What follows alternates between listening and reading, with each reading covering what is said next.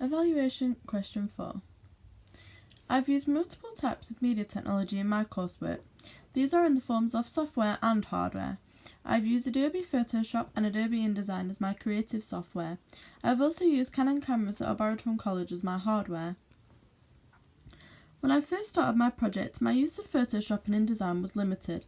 I was able to carry out the basics, but I knew that these would not help me to produce a professional-looking magazine. With the hardware side, I was very limited and had very little knowledge on how to use a camera. On Photoshop, I could carry out the basics, which were things like resizing an image, cropping an image, making text, and resizing fonts.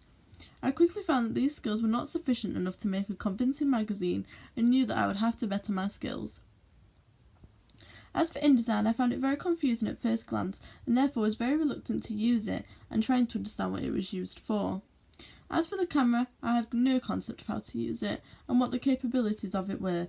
My pictures that I attempted to take were always blurry and I could not grasp the concept of why. To better my Photoshop skills, I started to watch YouTube tutorials to better my understanding of the tools that were available, such as the smudging tool, burn tool, and things such as layer masks, which turned out to be very helpful. These were really helpful tools for manipulating my images and giving them more of an edge, as well as removing stray hair, blemishes, and tidying up things in general. As for InDesign, I started to try and use the rulers and margins to maintain things such as a rule of thirds and make sure everything was neat and composed in an order that made it look professional. It was also useful to be able to move stuff from Photoshop that had been edited and place it straight into InDesign. I also, at first glance, did not realise how useful the rulers could be to measure out things and make sure everything was precise and in the correct place. And finally, as for the camera work, I started to take more photos. As they say, practice does make perfect. I also started to look at things such as the camera adjustments. These included things like the exposure and the shutter speed. Learning how to use these adjustments meant I was able to make more sense of a camera and how to get the pictures that weren't blurry and had a good depth of field.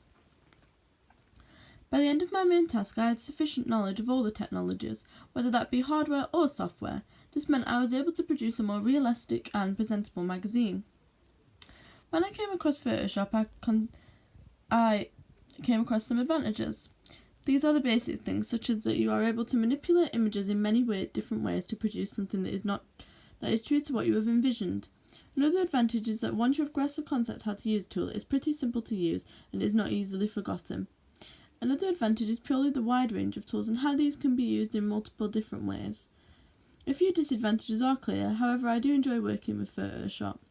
A disadvantage is that some of the tools are hard to create the effect you are wanting to create, and another is that there are no measurements like InDesign, meaning it's hard to align things sometimes. When I used InDesign, I came across some advantages. It is very easy to get things aligned and they are precise in the measurements.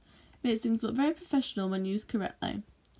A disadvantage is that it's hard to use at times and can be complicated and tedious, and it has minimal editing features, mainly meaning it has to be done on Photoshop itself. Other softwares that I have used are things such as the internet, that means that they aided my research. I was able to look up magazines which I could pastiche to.